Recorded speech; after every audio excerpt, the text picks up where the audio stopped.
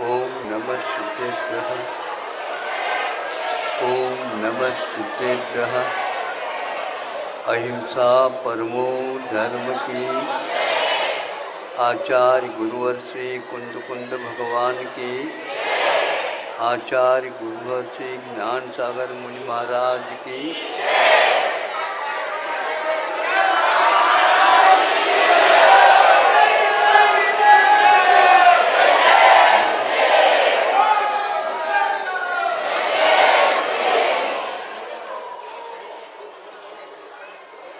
बैठ जाओ, तुमको प्रतिदिन कहना पड़ता है। नहीं आए हैं ये लोग।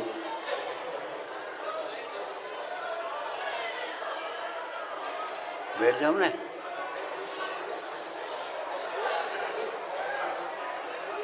सुन नहीं रहा, हिंदी नहीं आती। मराठी सांगू काय? सुनो, कुछ मिनट तो मिलते आप लोग उनको भी, उनका उपयोग भी सही सही नहीं कर पाते।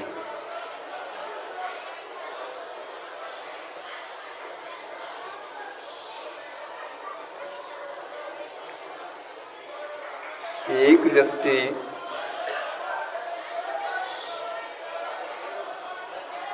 रेडियो चला रहा था, सुनना था उसको एक विशेष समाचार को, और वह स्टेशन ढूंढ रहा था।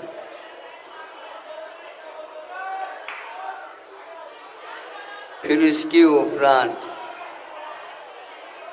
उसने चालू कर दिया तो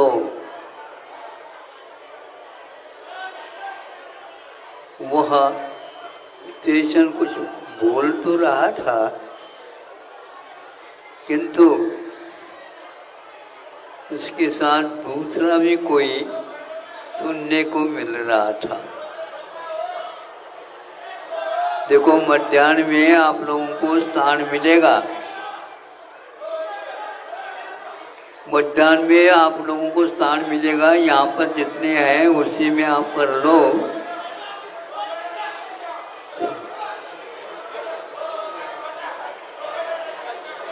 आप लोगों को रेल में चढ़ना ही नहीं चाहिए था, और चढ़ गए हैं। बिना टिकट के भी आए आप लोग। सुनो, वह सुनता सुनता कुछ दूसरा भी सुनने लगा। उसको ऐसा ज्ञात हुआ, संभव है ये दोनों स्टेशन एक साथ चालू है। एक ऐसी बात हो सकती है। तो दूसरे उसके मित्र ने आकर के देखा, देखो जिस स्टेशन पर ये गीत लगता है आप जो सुनना चाहते हैं नहीं सुन पाओगे, क्योंकि वह भी वहीं पर पास है। लेकिन एक बाल का अंतर होने से विविध भारती से सिलोन का स्टेशन चालू हो गया।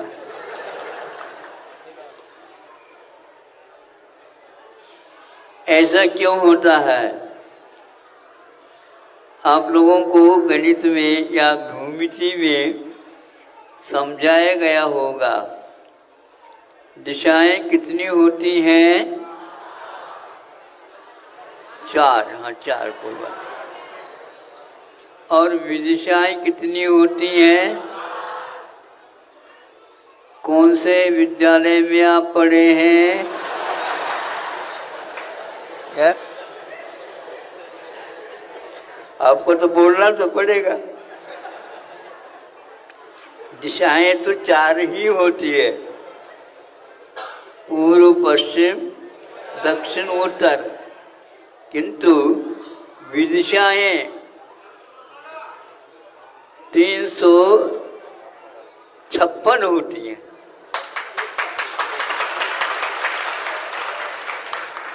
समझ में आ गया?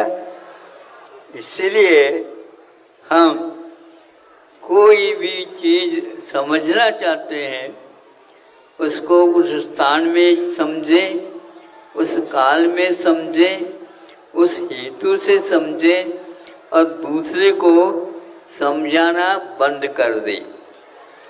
तब कहीं जाकर के हम इष्ट दिशा में पहुंच सकते हैं। 356 क्यों, यह विचार तो आप करिए। पूर्व तो पूर्व में ही होगी, किंतु पूर्व से एक बालमानकन का भी अंतर आएगा, वो विदिशा के कोटि में चला जाएगा। उसको हम दिशा नहीं कह सकते, उसको हम विदिशा कहेंगे। आप लोग आए हैं, कहाँ से आए ये पता नहीं, जाना है ये पता है, लेकिन कहाँ जाना ये पता नहीं। और आप बिना पता की यात्रा करते हो। हाँ, घर वाले यदि फोन कर दे तो कैसे बताओगे आप? सोचो, विचार करो, कौन सी गति से आप आए हैं ये ज्ञात नहीं, कौन से गति में जाएंगे ये ज्ञात नहीं है। तो क्या सुन रहे हो, क्या देख रहे हो? आप पागल तो नहीं है महाराज। हम तो दिमाग वाले हैं और हमें आप पागल कह रहे हो। तुम कैसे पागल हो? ये कविता छोटी सी लिखी थी। तुम कैसे पागल हो? तुम कैसे पाग लहो? पाग मैंने रास्ता। आप कैसे प्राप्त कर सकोगे? क्योंकि आप सही दिशा में नहीं जा रहे हो। प्रत्येक व्यक्ति मेरी दिशा सही कहता है, किंतु वह कोने कोने में ही चला जाता है, सही दिशा में नहीं आ पाता, नहीं जा पाता। सम्यक दर्शन के बारे में आप लोगों ने सुना होगा, किंतु सही दिशा में यदि सुना हो, निश्चित रूप से संसार से भयभीत हुए बिना नहीं रह सकोगे। क्या आपने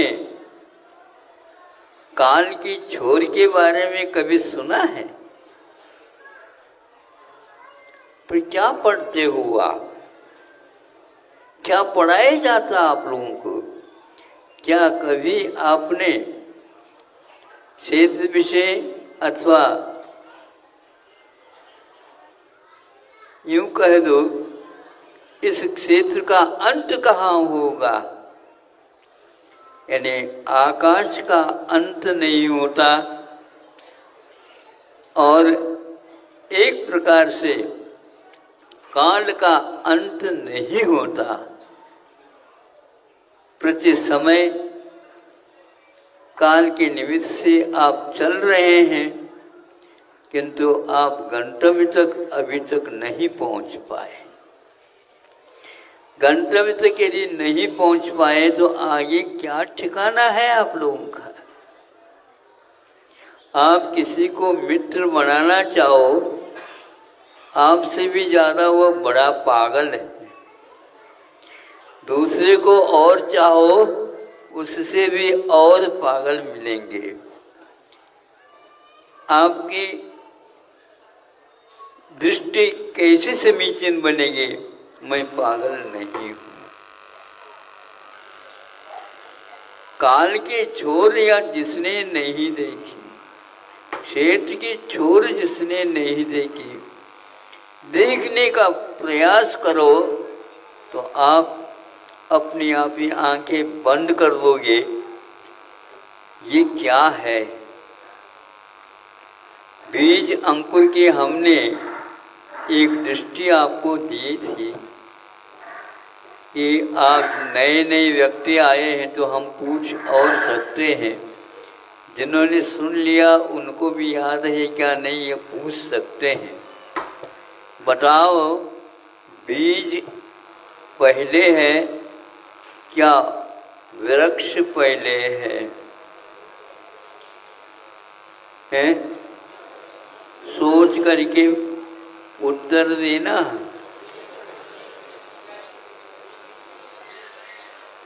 बीज बीज आया कहाँ से?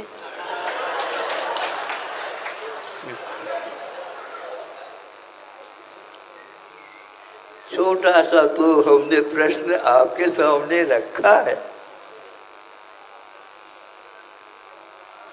कोई कह देगा वृक्ष पहले था, तो वृक्ष आया कहाँ से? बीज से। बीज बोते हो, अंकुरित होता है, बीज गायब होता है, पौधा खड़ा हो जाता है। लेकिन बीज का वह बोध दिला रहा है, मैं उस बीज का फल हूँ, संतान हूँ, और संतान आगे होंगे, इसमें से बीज निकलेंगे। तब फिर ऐसी स्थिति में आप संसार में भटक रहे हो, सही गंतव्य तक कब पहुंचोगे? तो आचार्य कहते हैं बीज को नष्ट किया जा सकता है। एक बार बीज अंकुरित होने की योग्यता को खो देगा, फिर उसका अंत हो जाएगा। आप राग द्वेष कर रहे हैं, इसके पीछे भी यही हेतु है।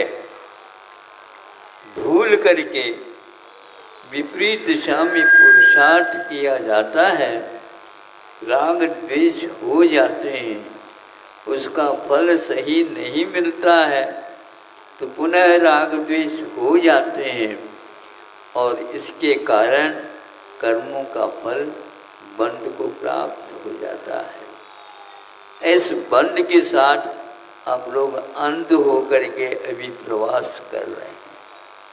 आपको ही नहीं कह रहा हूँ, मैं भी उसी लाइन। कौन ऐसा बचा है? तो वही बचा है जो भगवत स्वरूप है। हमारे पास भगवान बनने की क्षमता तो है, किंतु ऐसे भी जीव हैं जिनके पास भगवान बनने की क्षमता नहीं है, अथवा उसको प्राप्त नहीं कर सकता।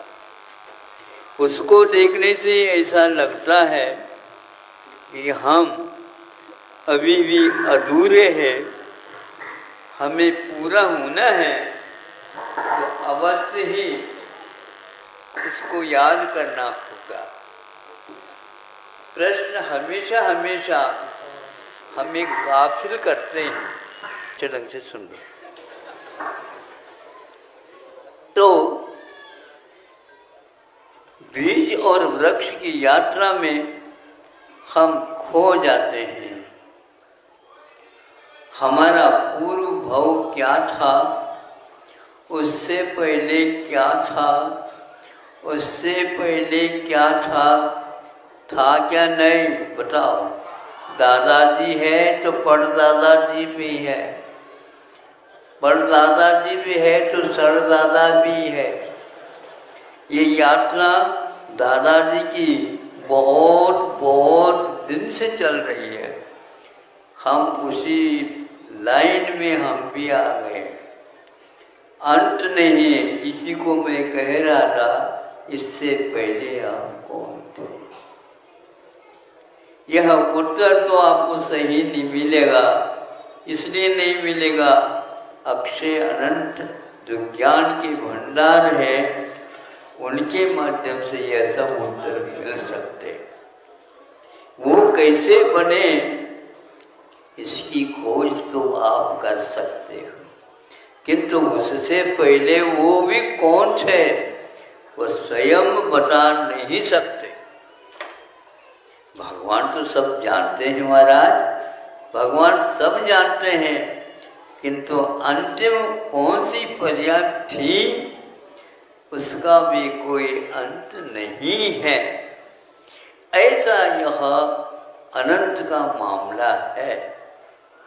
वो भी यही कहते हैं उससे पहले भी अनंत थे। अनंत का अर्थ अंत जिसका नहीं होता है।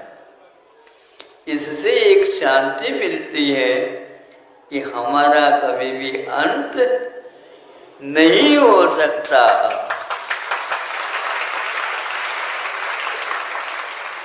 तो हम मरण के भय से जो डरते हैं वह पागलपन है क्या नहीं?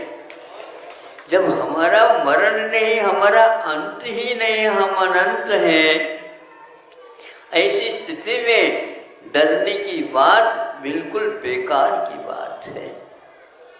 जब डरना है, जब मरना ही नहीं है तो डर किस काम का?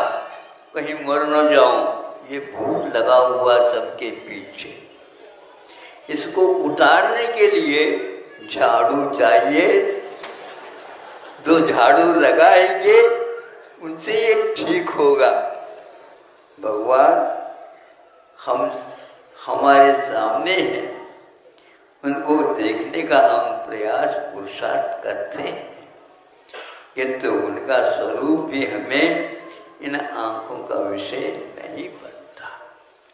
केवल ये कह सकते हैं इसके भीतर भगवत पद से विराजमान अरहंत परमेष्टि है। कैसे है, क्यों है? जो राग नहीं करता, द्वेष नहीं करता, जो भीति का अनुभव नहीं करता, वे तो हमारे भगवान हैं। उनको देख करके, उनको जान करके उसी स्वरूप में आने का प्रयास हम करते हैं देव दर्शन करके। आप लोगों ने यहाँ पर आकर के भगवान को देखा होगा, नहीं समझे? भगवान वैसे बहुत दुर्लभ होते हैं। हमें भी एक बार मिला अवसर तो यूं करना पड़ा।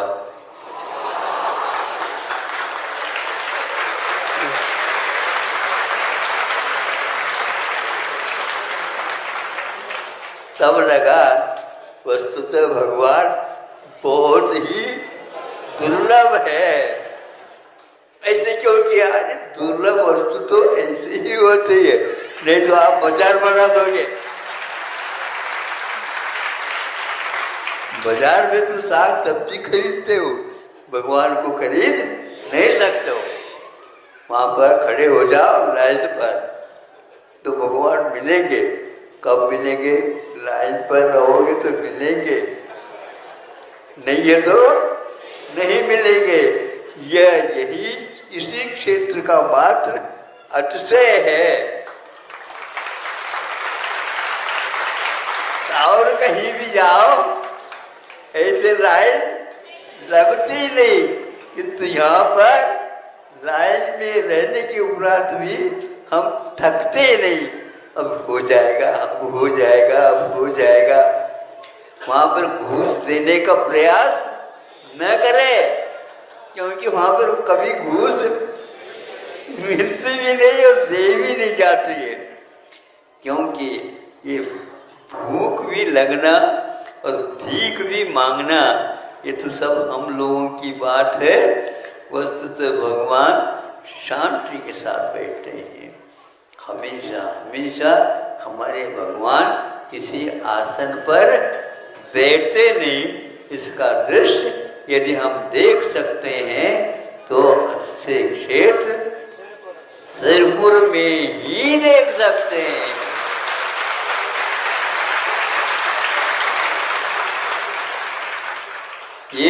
सुनो, इस महाराष्ट्र में 5-6 सिरपुर है, तो वो जो कभी टिकट खरीदने वाला होता है वह धुलिया के पास या और कहीं किसी के पास, और इनके पास कौन सा गांव है? मालेगांव। मालेगांव में 5-6 हैं बताते हैं। ऐसा ये महाराष्ट्र है, हमें भी बहुत दुर्लभता से मिली है, हमने तो वंदना की है। अब आप लोग भी अच्छे ढंग से वंदना कर लो, जहाँ से आए हो उनको कह दो अद्भुत है, दुर्लभ है। ऐसे ही अंतरिक्ष पार्श्वनाथ भगवान का दर्शन है। आयुषा